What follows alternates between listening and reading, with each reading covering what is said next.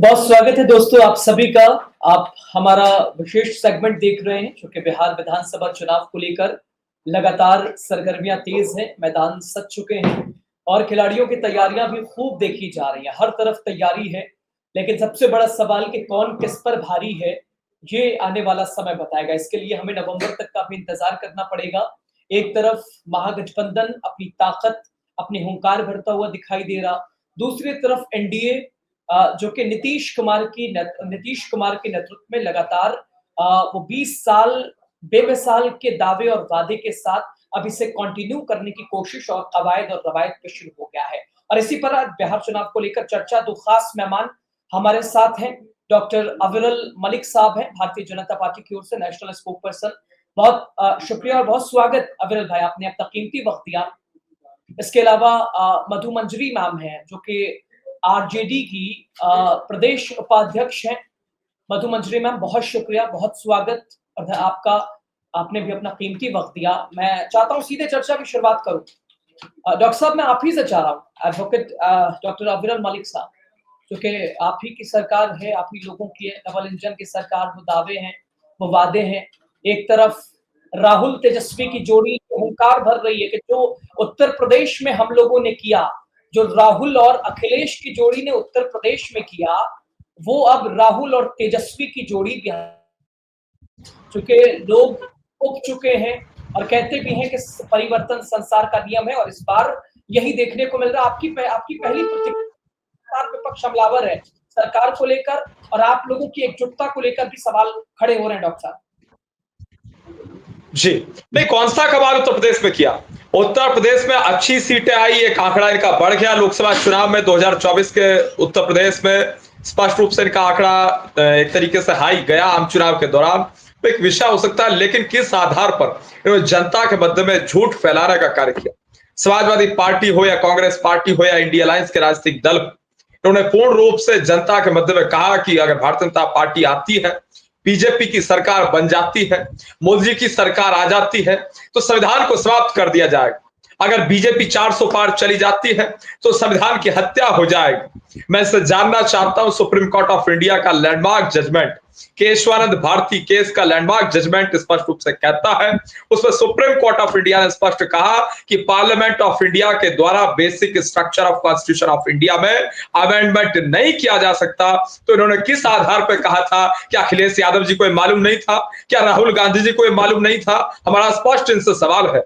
और उसके साथ साथ जहां तक विषय उत्तर प्रदेश का, उत्तर प्रदेश की जनता का, यूपी की जनता इस चीज को समझ गई कि संविधान के नाम पे झूठ बोलने का इनके द्वारा काम किया जा रहा है और इसीलिए उत्तर प्रदेश की जनता ने उसके बाद जो उपचुनाव हुआ विधानसभा का, उसमें मुंहतोड़ जवाब वोट की चोट के माध्यम से एक तरीके से देने का इन्होंने काम किया और सीट दर सीट उत्तर प्रदेश के विधानसभा चुनाव के उपचुनाव में ये हारे। वो भी मैं समझता हूँ बिल्कुल स्पष्ट है। ये सब अविरल भाई, ये वोट चोरी है। यानी जिस तरह से एक प्रमाण के साथ प्रेस कॉन्फ्रेंस राहुल गांधी ने करी, आज तक तो हम लोगों ने नहीं देखी वैसी प्रेस वार्ता कि आप उपचुनाव की बात कर रहे हैं। उन्होंने महाराष्ट्र का जिक्र कर दिया, कर्नाटका का जिक्र कर दिया, वाराणसी का जिक्र कर दिया, जहां प्रधानमंत्री जहां से चुनाव लड़ा, क्या सिचुएशन रही। और इसको लेकर यात्रा भी बिहार में देखने को मिली कि भाई वोट चोरी, वोट चोरी। वो प्रमाण का जवाब कहां दे पाया, जो है भारतीय जनता पार्टी ने कहां दिया सटीक तरीके से? जी, देखिए क्या है, 2014 से पहले क्या था? ना ईवीएम खराब था और ना वोट चोरी हो रही थी इनके मुताबिक। जैसे ही 2014 में भारतीय जनता पार्टी की सरकार बनी, अब कहने के लिए कुछ था नहीं। अब बीजेपी की सरकार बन गई और राज्य दर राज्य चुनाव हारते चले गए। अब क्या किया जाए? तो सबने मिल बैठ के तय किया, भाई ईवीएम के नाम लगा दो। ईवीएम का बता दिया गया और चाहे जीते ईवीएम वहां बढ़िया रहता है। खैर उस पर मैं बाद में आऊंगा। तो ईवीएम जब खराब हुआ तो उसमें सुप्रीम कोर्ट ने जवाब इन्हें दे दिया। अब ईवीएम चल नहीं रहा था, इन्होंने सोचा चलो एसआईआर है, लगे हाथों वोट चोरी की बात कर ली जाए। इन्होंने वोट चोरी का नारा लगा लिया, वोट चोरी की बात करना प्रारंभ कर दिया। अब सवाल इनसे यह है, अगर ये वोट चोरी की बात एसआईआर में कर रहे हैं, एसआईआर को इतनी जटिल प्रक्रिया ना बनाए। एसआईआर बड़ा सरल विषय है। जो 18 साल का हो गया उसका नाम उसमें जोड़ दिया जा रहा है वोटर लिस्ट में और वोटर लिस्ट से नाम काट दिया जा रहा है जिसका निधन हो गया। और उसके साथ साथ जहां तक विषय वोटर लिस्ट का, वोटर लिस्ट को अपडेट एंड अपग्रेड किया जा रहा है और अगर किसी प्रकार की कोई त्रुटि वोटर लिस्ट के भीतर है तो उसको दूर करने का प्रयास भारत में चुनाव आयोग स्पष्ट रूप से सरल प्रकार एक प्रकार सरल प्रक्रिया के माध्यम से कर रहा है। चुनाव वो बिल्कुल से मैं समझता हूँ स्पष्ट रूप से सबको नजर आ रहा है। चुनाव से ठीक पहले प्रक्रिया कुछ लोगों को समझ नहीं आई। 65 लाख नाम ऐसे ही हटवा दिया आप लोगों ने, 22 लाख बता दिया मृत हैं। अरे लोकसभा, ये विपक्ष यही कह रहा है कि लोकसभा चुनाव, या तो आप गलत मानिए, लोकसभा चुनाव भी तो अभी 6 महीने पहले इसी सूची पे हुआ, यही मतदाता थे। और अब क्या हुआ कि बिल्कुल वो सूची बदलनी पड़ जा रही है, शिफ्टेड वोटर आ जाते हैं, मल्टीपल वोटर आ जाते हैं, मृत वोटर आ जाते हैं। तो ये प्रक्रिया पर सवाल तो उठे और जवाब नहीं मिल पाया डॉक्टर साहब, क्योंकि आप लोग भी बड़े दावेदारी और बड़े आत्मविश्वास से इसका काउंटर कर सके। जी बिल्कुल बिल्कुल। देखिए मैं 10 सेकंड में स्पष्ट कर देता हूं। जहां तक विषय है एक तरीके से चुनाव का, जम्मू कश्मीर से प्रारंभ कर लेते हैं। जम्मू कश्मीर में जीते, वहां सब बढ़िया। हिमाचल में जीत गए, वहां सब बढ़िया हो गया। पंजाब में विपक्ष जीत गया, वहां सब बढ़िया हो गया, ना ईवीएम खराब है ना वोट चोरी हुई। दिल्ली में जब सरकार इनकी बन गई थी, वहां सब बढ़िया था। कर्नाटक में कांग्रेस आ गई, सब बढ़िया हो गया। और बिहार में हारेंगे तो सब खराब हो जाएगा। पश्चिम बंगाल में जीते थे विपक्ष वाले, टीएमसी जीत गई थी, वहां सब बढ़िया हो गया था, ईवीएम वगैरह सब बढ़िया था। अब जहां तक बात है, इन्होंने पहले ईवीएम को खराब बताया था, सुप्रीम कोर्ट ने तो उसका जवाब खैर दे दिया था। लेकिन सवाल यह है, डॉक्टर मनमोहन सिंह साहब इस देश के प्रधानमंत्री, मुल्क के प्रधानमंत्री 2 बार ईवीएम के माध्यम से बने, और उसके साथ साथ सवाल साथ साथ ये भी सामने खड़ा होता है, राहुल गांधी, प्रियंका गांधी वाड्रा दोनों सांसद अगर बने तो ईवीएम के माध्यम से स्पष्ट रूप से बने, इसमें कोई इफेक्ट बट नहीं, कोई कंफ्यूजन नहीं है। और साथ साथ इनकी जितनी सरकारें हैं, सुखविंदर सुक्खू की सरकार हो, भगवंत मान की सरकार हो, या फिर उमर अब्दुल्ला की सरकार हो, या सिद्धरमैया की सरकार हो, या ममता बनर्जी की सरकार हो, या रेवंत रेड्डी की एक तरीके से सरकार हो, सारी सरकारें ईवीएम के माध्यम से बनी है। उसके बावजूद ये ईवीएम को खराब बता देते हैं, चाहे हार जाते हैं, ये गजब की चीज है। और पश्चिम बंगाल में भी एक जगह खराब बता रहे थे ईवीएम, वो दूसरे लोग बता रहे थे। वो जिस सीट पे ममता बनर्जी चुनाव हारी, शुभेंदु अधिकारी ने विधानसभा सीट पे चुनाव हराने का काम किया, वो ईवीएम केवल वहीं खराब था उनके मुताबिक, बाकी जगह सही था, लेकिन वहां खराब हो गया था क्योंकि ममता बनर्जी वहां से हार गई थी इनके मुताबिक। भारतीय जनता पार्टी के नेता प्रवक्ता जवाब देने लगते हैं, जवाब चुनाव आयोग को देना चाहिए। बिल्कुल आप भी देते हैं, नहीं बिल्कुल बिल्कुल रजा साहब, आप भी देते हैं, हम भी देते हैं, आम आदमी भी देता है।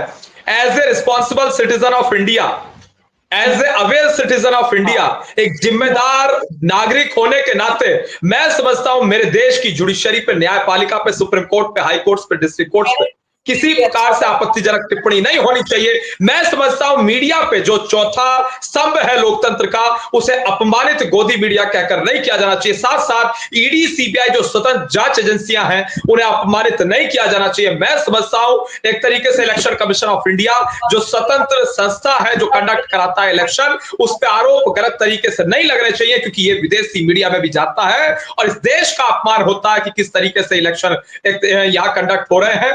और उसके साथ साथ जहां तक विषय एक तरीके से आरजेडी वालों का, इन्हें बात करनी चाहिए मुद्दों पर, विकास के मुद्दे पर बात करें, इनका क्या रोड मैप है, ये बात करें चारा घोटाले पे, ये बात करें सिवान के शाबदीन पे। सिवान के शाबदीन को बहुत आगे बढ़ाया, तेजाब कांड और बहुत कुछ, फिर उसमें जाऊंगा डीपली, बड़ा समय लगेगा। आरजेडी की प्रवक्ता जो यहाँ मौजूद है, ये स्पष्टीकरण। ठीक है, ठीक है, ठीक है। नहीं, वो मैंने बस यही कहा कि भाई सामने आईना रखना बड़ा जरूरी है डॉक्टर साहब, और शीशे के मकान में रहने वाले पत्थर नहीं चलाएं तो ज्यादा अच्छा है। खैर, मधु मंजरी कुशवाहा जी हैं, आप जो हैं राजद की उपाध्यक्ष हैं मेन विंग की, और प्रवक्ता भी हैं। आपका भी बहुत शुक्रिया, स्वागत मधु मंजरी मैम।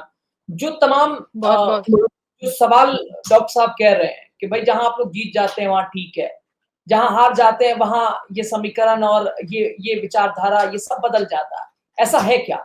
और लगातार राहुल तेजस्वी की जोड़ी जिस तरह से धरातल पर दिखाई दी वोट चोरी को लेकर, साफ तौर पर चुनाव आयोग ने कहा या तो देश से माफी मांगनी पड़ेगी या तो हल्फनामा देना होगा, तीसरा कोई विकल्प नहीं।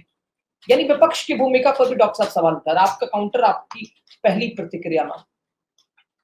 सबसे पहली बात कि जो इन्होंने हमारे भाई साहब ने बोले कि संविधान बदलने की बात, संविधान बदलने की बात हमने नहीं बोला था, आप लोगों ने बोला था, आपके प्रत्याशी ने बोला था कि अगर इस बार 400 पार हो जाते हैं, 400 पार कीजिए, तब संविधान में हम बदलाव करेंगे। अरुण गोविल जी भी उसमें हाँ में हाँ मिलाते हुए उसको संशोधन की बात की थी। तो संविधान बदलने की बात इंडिया गठबंधन ने नहीं, एनडीए गठबंधन ने किया था कि अब की बार 400 पार, ताकि हम संविधान बदल सके, पहली बात।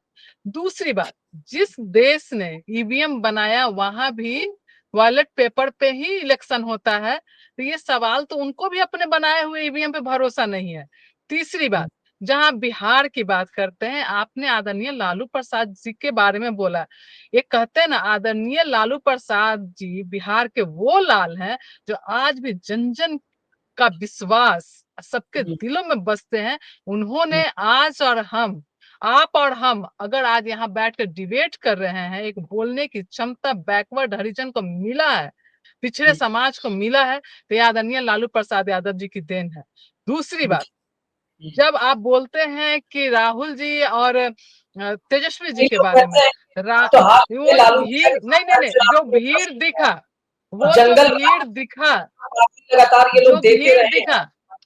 जो भीड़ दिखा राहुल जी और तेजस्वी जी के उसमें अभी अधिकार या वोटर अधिकार यात्रा में, वो भीड़ जो है कभी भी कहीं भी किसी भी एनडीए के उस पर नहीं देखा।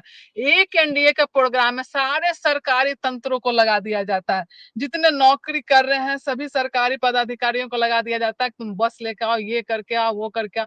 लेकिन जो तेजस्वी जी का भीड़ था, राहुल जी का जो भीड़ था, वो आपको भी देख के लगा होगा कि ये जो लोगों में जुनून और जो लोगों में विश्वास, एक है कि तेजस्वी है तो मुमकिन है कि जो जो विश्वास जो जगह है बिहार के लोगों में, युवाओं में, शिक्षा के प्रति को लेकर के जिस तरह से उन्होंने आवाज उठाया था, और जिस तरह से हर किसी का सम्मान की बात करते हैं, कृषि की बात करते हैं।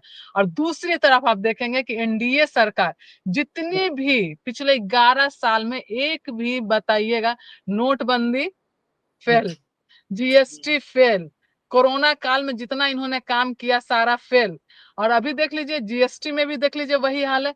और दूसरी तरफ बिहार की जनता भरोसा करते, और जहां अब आप बात करते वोटर अधिकार की बात जो कर रहे थे आप, एक एक जगह एक एड्रेस पे आपके हिसाब से ही 2-2, 250-250 लोगों का एक ही मतलब है एड्रेस पे उनका वोटर लिस्ट में नाम था। ये कहां से था? हमने बनाया था क्या? सरकार आपकी। मैं ये नहीं कह रही हूँ कि वोट के अधिकार जो है, जो जिसकी लड़ाई हम लड़ रहे हैं, वो सबका जो आप संशोधन कीजिए, लेकिन एक टाइम चाहिए था ना। वोट का संशोधन करना सबसे पहले बिहार में ही जरूरी था, जबकि 2 महीना में इलेक्शन है यहाँ। अगर आपको करना था तो पिछले साल क्यों नहीं किया है? लोकसभा से पहले क्यों नहीं किया? और उसके बाद बोला क्या गया था? रोहिंग्या को बाहर करना है, बांग्लादेशी को बाहर करना, और आप ही का सर्वे बता रहा है कि ना कोई बिहार में रोहिंग्या है ना बांग्लादेशी है। तो आपने किसका नाम काटा और किस तर्क पे नाम काटा? क्या आप ये एक्सप्लेन करेंगे? क्या जो चुनाव आयोग है लोगों को बताएगी? और क्या जरूरी था कि इतना आनन फानन में 1 महीने के अंदर में ही करना? और जिस तरह जितने लोगों का वोट काटा गया है, क्या उस पर आप जवाब देंगे कि क्या रीजन था? कौन लोग थे जो अब बिहार में पलायन कर चुके हैं? एक बात बताइए मुझे, एक तरफ जो लोग बिहार के लोग जो बाहर रहते हैं, जो दिल्ली में रह रहे हैं, मुंबई में रह रहे हैं, जो काम करते हैं, मजदूरा हो या किसी भी तरह का काम करते हैं, ना कि वहां जाकर वो बस गए हैं, वो नौकरी करने गए हुए, वो काम करने गए हैं, वो फिर वापस आते हैं यहीं पे वोट करते हैं। और उन लोगों का भी आप नाम, वो कैसे फॉर्म भरेगा? फॉर्म भरने की जो प्रक्रिया थी आपकी, SIR की जो प्रक्रिया थी, जमीन होना चाहिए, जमीन का कागजात होना चाहिए, आप आधार कार्ड नहीं मानेंगे, आप ये नहीं मानेंगे। आप एक बताइए, एक महिला जमीन का कागजात कहां से लाएगी? दूसरी बात कि आपने ही आधार को सब चीज में आपको बैंक से लिंक किया, इससे लिंक किया, आप उस आधार को नहीं मानते। बताइए कितने लोग के पास बिहार में पासपोर्ट है? दूसरी बात, जिस समय SIR का जो प्रक्रिया चल रहा था, आधा बिहार बाढ़ से सीमांचल पूरा डूबा हुआ था। लोग 2 वक्त की रोटी खाएंगे कि वो जाएंगे अपना पेपर बनवाने के लिए, और जातीय आधार या जातीय प्रमाण पत्र या आवासीय प्रमाण पत्र बनाने की जाएंगे? क्या ये संभव है? एक बार अगर 4 लोग को अगर किसी भी चीज में फॉर्म भरने के लिए अगर जातीय प्रमाण पत्र बनाना होता है, आवासीय प्रमाण पत्र बनाना होता है, कैरेक्टर सर्टिफिकेट बनाना तो कितना टाइम लगता है। अब पूरे बिहार के लोग अगर इसमें लग जाएंगे तो आप बताइए क्या पॉसिबल है? क्या ऑनलाइन कुछ हो रहा था? नहीं हो रहा था। फिर हमने हल्ला किया, हमने बात की, तो अब लास्ट में आकर के आधार कार्ड को भी आपने मान्यता दिया। तो क्या आपको भरोसा नहीं है अपने से किसी भी निर्णय पे? भड़का रही हैं, लोगों को जो है गुमराह कर रही हैं। ये लोग तो साफ यही कह रहे हैं। लोग को मैं लोगों को गुमराह नहीं कर रही हूँ। जो है ना इंडिया गठबंधन महागठबंधन जो है लोगों को अवेयर कर रहा है कि उनके अधिकार के लिए उनको जागरूक कर रहा है कि अगर आपका नाम कटा है तो इस पर आवाज उठाइए, और जो मृतक लोग हैं जिनका नाम अभी इसमें जुड़ा हुआ है उस पर भी आवाज उठाइए। एक गुजरात का जो है ना, अब हमारे ही बगल में पड़ोस के, मैं वार्ड नंबर 1 में रहती हूँ, पटना दीघा विधानसभा की, और उसी वार्ड में एक गुजराती का नाम, वो भी गुजराती में लिखा हुआ आता है, ये था। तो आप, और एक ही आपके लिए न्यूज के चैनल से ही हमें पता चल रहा है कि एक एक एड्रेस पे कहीं 350 कहीं 250 लोगों का एक ही एड्रेस पे था। तो किस प्रक्रिया से काम, बीएलओ जो है किस तरह से बीएलओ ने काम किया, ये बताएंगे आप? और क्या जरूरी था कि 1 महीना के अंदर में आपको करना था? आपको करना था तो 1 साल का टाइम देते लोगों के लिए। ठीक है डॉक्टर साहब, ये तमाम सवाल आपके देखिए घूम फिर के आप ही के पास आ गए। अब एसआईआर की जरूरत थी चुनाव से पहले क्यों पड़ गई? जिंदों को आप लोगों ने मार दिया, कई लोगों को जो एक घर में न जाने कितने लोगों का ठिकाना कर दिया, एक घर में कई जातियों को आप लोगों ने बसा दिया। तो ये प्रक्रिया सवालों के घेरे में रही डॉक्टर साहब, जो कि लगातार मंत्री मैम भी कह रही है, पूरा विपक्ष कह रहा है। अब इसका कैसे काउंटर करेंगे? ये विपक्ष नहीं कर रहा राजा जी, ये जो है आपके सर्वे के हिसाब से ही आया, और लोगों के पास जो वोटर कार्ड आया, वोट जिसका लिस्ट में नाम आया, उनके तरफ से विपक्ष नहीं कर रही है। विपक्ष ने नहीं किया, सरकार आपकी है, लेकिन एक एक एड्रेस पे 250-250 लोगों का नाम कहाँ से आया, ये बताएंगे ये? डॉक्टर साहब, जहाँ आप लोग अभी जो है पंजाब बाढ़ आई हुई है, वो आपदा आप लोगों ने एनडीए की डिनर कैंसिल कर दी साहब, और बाढ़ से पूरा सीमांचल प्रभावित है। फिर भी उस बाढ़ में क्यों इतनी जल्दी, किस चीज की जल्दी थी?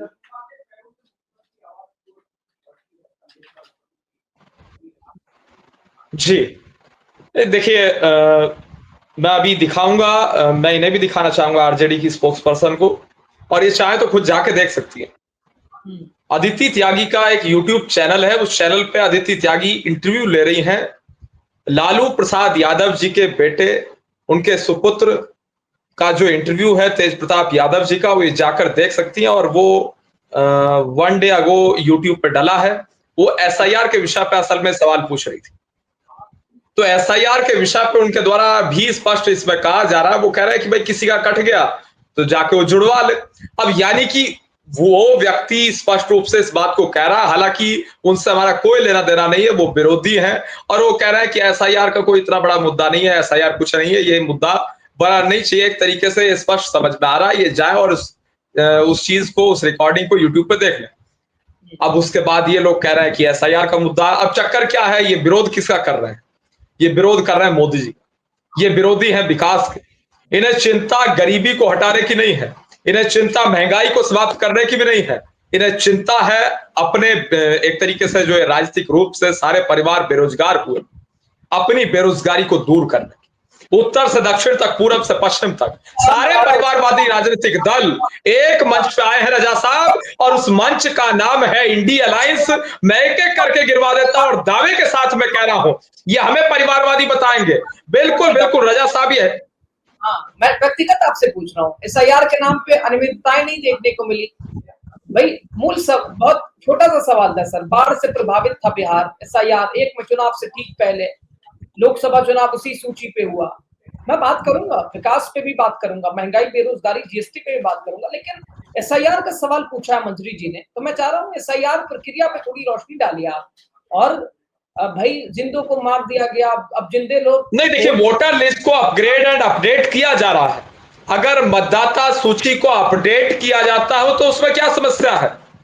और उसके साथ साथ election commission of India free and fair elections आज तक कंडक्ट कराता आया है, लेकिन एक सही वक्त पे होना बिल्कुल चाहिए, बिल्कुल बिल्कुल नहीं होना चाहिए। सही बात है, सही बात है। इतने बीएलओ आपके यहाँ काम कर रहे हैं, या इतने लोग हैं कि आप 1 महीना के अंदर में आप सारा चीज काम करवा देंगे पूरे बिहार में? ये पॉसिबल ही नहीं है। कैसे आपकी सारी बात जायज है, संभव है? आपकी सब बात जायज है। मैं एक सवाल आपसे पूछ रहा हूं, आप ये बता दीजिए कि इलेक्शन कमीशन ऑफ इंडिया आज करप्ट हो गया आपके हिसाब से। जब तक आपकी इस देश में सरकार रही 60 साल तक एक तरीके से गांधी परिवार सत्ता में रहा, तो election commission of India free and fair रहा। और जिस दिन चाय वाला प्रधानमंत्री बन गया, उस दिन आप इलेक्शन कमीशन को भी अपमानित करने लगे, उस दिन आप लोकतंत्र को भी अपमानित करने लगे, उस दिन आप सबको अपमानित करने लगे, उस दिन आप कोर्ट को भी अपमानित करने लगे। क्योंकि चाय वाला प्रधानमंत्री क्यों बन गया? ये तो सत्ता हमारी जागीर थी, ये तो परिवार दर परिवार चलता रहना था, ये तो पीढ़ी दर पीढ़ी चलता रहना था। ये तो लालू परिवार, यादव परिवार, सैफई वाला परिवार, गांधी परिवार, वो एक तरीके से उद्धव ठाकरे और आदित्य ठाकरे जी का परिवार, शरद पवार, सुप्रिया सुले का परिवार, महबूबा मुफ्ती, इल्तिजा मुफ्ती का परिवार, फारूक अब्दुल्ला, उमर अब्दुल्ला का परिवार, टीएमसी, ममता बनर्जी और ये अभिषेक बनर्जी। आपके साथ है अभी, कहाँ जा रहे हैं आप? ये सब आपके साथ है अभी, कहाँ जा रहे हैं आप? ये सब आपके साथ है, भूल जाते हैं बोलते बोलते क्या। और आप भूल गए हैं कि नॉन गांधी कौन हमारे साथ है, कौन हमारे साथ है, बताइए ना। रहे हैं भाई साहब, नॉन कांग्रेस परिवार के भी प्रधानमंत्री रहे हैं कांग्रेस में, बिना गांधी परिवार के भी बिल्कुल 60, बिल्कुल, लेकिन नहीं बिल्कुल गलत। देखिए, तो जानकारी होनी चाहिए आपको जानकारी होनी चाहिए कि बिना गांधी 60 साल कांग्रेस सत्ता में रही कि नहीं रही? कांग्रेस की अल्टीमेट अटल जी रहे, मोरारजी देसाई जी रहे, वो अलग विषय हो गया। अटल जी, मोरारजी देसाई जी अलग विषय हो गया। मेमोरी बढ़ाइए आप पहले। श्रीमती सोनिया गांधी ने इनकार किया था और नॉन गांधी परिवार के भी प्रधानमंत्री रहे हैं देश में। कहाँ है आप? कुछ भी बोल रहे हैं। तो मैंने कहा नहीं रहे, मैंने कब कहा? भाई साहब, परिवार मैंने कभी नहीं कहा 60 साल, लेकिन गांधी परिवार अल्टीमेटली सत्ता में रहा। जितने भी अलायंस नहीं, देखिए आपके बीच में मैंने बोला, देखिए जो भी है ना एनडीए का, जितने भी अलायंस आपके बीच में मैंने बोला ना बिल्कुल, तो कल हो जाएगा कि कल चली जाएगी, कल तक हम डिबेट कर पाएंगे अगर नामों की सूची आ जाए तो परिवारवाद की। डॉक्टर अविरल, 11 साल तो भाई आप लोगों को भी हो ही गया है। उधर तेजस्वी कह रहे हैं 2 पीढ़ियों का जीवन बर्बाद कर दिया आप लोगों ने। 10 सवाल पूछे तेजस्वी, देखिए बिल्कुल मिलेगा कि नहीं मिलेगा? बिल्कुल सबसे गरीब क्यों है? बिहार की महिलाएं असुरक्षित क्यों है? स्वास्थ्य व्यवस्था बेकार क्यों है? बिहार में इतना अपराध क्यों है? देखिए रजा साहब, आपके करोड़ों दर्शक हैं इस चैनल के, बिल्कुल आपको आप गिनवाइएगा ना 11 साल की उपलब्धि भी। बिल्कुल मैं उसी मुद्दे पे आ रहा हूँ। उपलब्धि तो कुछ है नहीं। इनको आज 20 साल बाद भी ये सिर्फ लालू प्रसाद यादव जी का नाम लेकर के ही इलेक्शन लड़ना चाहते हैं। मतलब समझिए कि ये बात है, दुर्भाग्य की बात है कि जिसका 20 साल तक एनडीए का शासन है, 11 साल से डबल इंजन की सरकार है, और उसको आज भी इलेक्शन लड़ने के लिए आदरणीय लालू प्रसाद यादव जी का नाम लेना पड़ता है। अगर 20 साल का सरकार के बाद भी किसी और का नाम लेकर के आपको लोगों को डरा करके आना है, तो फिर लालच है इसे 20 साल की सरकार पे भाई कि आपने कुछ किया ही नहीं। आप बताइए कितनी फैक्ट्रियां लगी, बिहार में, कितना पलायन रुका, कृषि मैप क्या हुआ है ना, डबल एमएसपी की जब बात होती थी, डबल एमएसपी की जब बात हुई थी वो कहाँ गया है ना? ये बताइए। आप सिर्फ बात करते हैं, चले जाते हैं। 20 साल के बाद क्या आपको 20 साल और चाहिए बिहार को सुधारने के लिए, बिहार की बात करने के लिए, रोजगार लाने के लिए, फैक्ट्रियां लाने के लिए, आईटी सेक्टर लाने के लिए, टूरिज्म पॉलिसी लाने के लिए? कितना टाइम और चाहिए? एक भी परीक्षा जो बिहार में होता होगा बिना पेपर लीक का, इस पे भी बता दीजिए कि एक ही परीक्षा बिना पेपर। अब बिहार से जब रोड पे उतरते हैं तो उनको लाठी से मारा जाता है कि वो नेतागिरी नहीं कर रहे होते, वो अपने अधिकार की लड़ाई कर रहे। एक युवा प्रदेश बिहार में हर रोज युवाओं पे लाठी चलाया जाता है, उनके अधिकारों का हनन किया जाता है। और वो जितने युवा हैं, देखिए बिल्कुल आप कंटिन्यू, देखिए आप कंटिन्यू नहीं बोल सकते। नहीं डॉक्टर अविरल मलिक जी जवाब दीजिएगा। एनडीए में भी दरार नजर आ रही, सबकी अपनी राय। नीतीश कुमार अब प्रत्याशी बिल्कुल नहीं, देखिए ये कंटिन्यू बोल रही है तो डिबेट ऐसे कंटिन्यू बोलने से नहीं होती। इनके समय मैं बीच में नहीं बोल रहा था और ना बोलूंगा, ये मैं 100% श्योरिटी दे रहा हूं। नंबर 2, इन्होंने एक और चीज कही, गांधी परिवार। देखिए गांधी परिवार अल्टीमेटली सत्ता में 60 साल तक किस तरीके से रहा, मैं उस विषय पे जा रहा था। मैंने ये नहीं कहा 60 साल तक गांधी परिवार के ही प्रधानमंत्री रहे, अगर कहीं कहा हो तो दिखा दीजिए। और उसके साथ साथ नंबर 2, 2004 से 2014 तक डॉक्टर मनमोहन सिंह साहब इस देश के प्रधानमंत्री रहे, तो भी अल्टीमेटली सत्ता किसके हाथ में रही वो सबको मालूम है। और आप भी मैं समझता हूं बहुत बेहतर तरीके से जानती होंगी, मुझे पूरा विश्वास है। और उसके साथ साथ जहां तक विषय है लालू परिवार का और एक तरीके से लालू यादव जी की राजनीति का, देखिए व्यक्तिगत रूप से अगर बात कर ली जाए, मुझे कोई एलर्जी है लालू परिवार से, व्यक्तिगत मुझे एलर्जी नहीं है मेरे तो, बल्कि लालू यादव जी तो हमारे पारिवारिक मित्र हैं। लेकिन मैं पॉलिटिकल फैमिली से आता हूं, लेकिन बावजूद इसके मेरी वैचारिक जो स्थिति है वो स्पष्ट रूप से मैं कहना चाहूंगा। आपके टीवी चैनल के माध्यम से करोड़ों लोग देख रहे हैं और आपका बड़ा चैनल है, नेशनल न्यूज चैनल है। देखिए बिहार प्रदेश को मैंने देखा है और बिहार प्रदेश को वहां के राजभवन में रहते हुए देखा है। पूरा बिहार प्रदेश देखा कि किस तरीके से बिहार प्रदेश में करप्शन रहा और किस तरीके से करप्शन को बढ़ावा मिलता रहा और एक परिवार के द्वारा संरक्षित करके करप्शन को किस तरीके से बढ़ाया गया। और उसके साथ साथ जहां तक विषय करप्शन का, किसी भी सेक्टर की आप बात कर लीजिए, चाहे वह भर्तियों की बात कर लीजिए, हर जगह करप्शन है, पैसे के बिना कोई काम नहीं होता, ये सच्चाई वहां की रही है। आज परिवर्तन आया है नीतीश जी के नेतृत्व में, आज परिवर्तन आया है बीजेपी के नेतृत्व में। चाहे आप एजुकेशन की बात कर लीजिए, वैकेंसी हो ना हो पैसे मिल जाए हो जाएगी भर्ती, ये पुराना सिस्टम था, अब ये चेंज हो गया। एजुकेशन सिस्टम में बहुत करप्शन था और जहां तक फर्जी डिग्रियों का विषय है, सबसे ज्यादा फर्जी डिग्रियों को बनाने का काम कौन माफिया कर रहा था? शिक्षा माफिया कर रहा था। शिक्षा माफिया पे हमने प्रहार किया। बिहार प्रदेश को बदनाम नहीं होने दिया जाएगा। बिहार प्रदेश एक तरीके से आगे बढ़ रहा है। उस समय सरकारी स्कूल में भी पढ़ के लोग डॉक्टर इंजीनियर बन रहे थे। आज एक सरकारी स्कूल में पढ़ने वाला बच्चा क्लर्क भी नहीं बन पाएगा। कहाँ है आप? एक भी परीक्षा जो होता है ना वो भी बिना पेपर लीक का नहीं होता। इवन दरोगा भर्ती का भी आप देख लीजिए उसी तरह से हुआ। लेकिन आप जो बोल रहे हैं सरकारी जो स्कूल की व्यवस्था क्या है आज बताएंगे? जितने लोग भी जो पढ़ रहे हैं, जितने बच्चे पढ़ रहे हैं सारे प्राइवेट स्कूल की ओर। आप बात करते हैं, आपके प्रधानमंत्री जी बात करते हैं, ये बात क्यों नहीं करते कि सामान्य शिक्षा की बात तो कभी नहीं करते आप? यहाँ देश में सामान्य शिक्षा की बात करते हैं, कभी किया है प्रधानमंत्री जी सामान्य शिक्षा? क्यों करेंगे?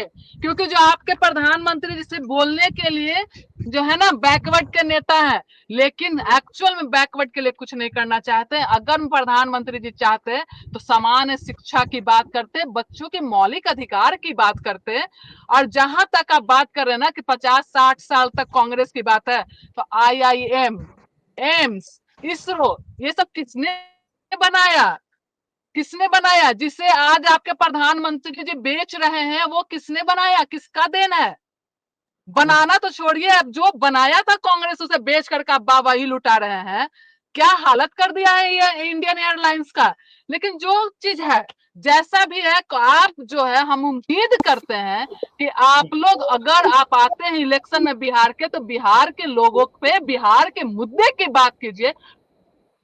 बिहार में कितनी फैक्ट्रियां लगा जिसकी बात कीजिए। आप बोलते हैं चाय वाले प्रधानमंत्री जी, चाय वाले प्रधानमंत्री जी आज तो चीनी मिल खुलवाने के लिए वहीं का चीनी के चाय पी के जाएंगे, लेकिन प्रधानमंत्री जी ना चीनी मिल खुलवा पाए और ना चाय पी पाए। तो पता नहीं कौन सा चाय पिए थे कि बिना चीनी के ही चाय पी के गए थे। तो ये जो है ना बिहार की जनता बेवकूफ नहीं बनेगी। और बिहार की जनता बहुत जानती है कि जिस तरह से प्रधानमंत्री जी से पाते हैं जुमलेबाजी करते हैं, तो बिहार की जनता वो जुमलेबाजी में नहीं आने वाली है। सब जागरूक हो गई है और जानती है कि बिहार के लिए प्रधानमंत्री हमेशा सौतेला व्यवहार किए। फैक्ट्रियां लगे गुजरात में, लेबर जाए बिहार से। आपको अगर इतना ही बिहार की चिंता होती तो फैक्ट्रियां बिहार में लगती, चीनी मिल बिहार का खुलता, यहाँ का जो है ना पटना यूनिवर्सिटी को राष्ट्रीय यूनिवर्सिटी का दर्जा बिहार को मिलता। लेकिन मोदी जी ने तो कुछ किया ही नहीं। क्या मोदी जी ने बिहार के लिए क्या किया है? मैं तो कहती हूँ, आपसे भी भाई साहब मैं बोलती हूँ कि आप आइए बिहार इलेक्शन में, आइए मोदी जी भी बिहार इलेक्शन में, लेकिन ये बताने के लिए आइए उन्होंने बिहार को दिया क्या है। एक ही रोड को 4 बार उद्घाटन करेंगे, एक ही चीज को 4 बार उद्घाटन करेंगे। बिहार की जनता लेकिन बेवकूफ नहीं है। बिहार की जनता समझ गई है कि जुमले की सरकार है, बिहार वासियों को सिर्फ बेवकूफ बनाने का काम कर रही है। और पिछले 20 साल में जो नीतीश कुमार जी ने बिहार का जो हालत किया, सरकारी स्कूलों का हालत किया, सरकारी अस्पताल। मंत्री जी जवाब दे रहे हैं, डॉक्टर साहब जवाब दे रहे हैं। डॉक्टर अभिनव मलिक लास्ट कमेंट ले रहा आपका। जी नहीं बिल्कुल, देखिए मंजी जी कह रही हैं कि कुछ हमने नहीं किया, तो जनधन योजना केंद्र सरकार ने चलाई, उज्ज्वला योजना केंद्र सरकार ने चलाई, मुद्रा योजना केंद्र सरकार ने चलाई, और उसके साथ साथ अच्छे हॉस्पिटल्स हो इसकी चिंता केंद्र सरकार ने की, हमारी राज्य सरकार, बिहार सरकार ने की, और सभी हमारे प्रदेशों की सरकार ने की। और कांग्रेस ने क्या किया था?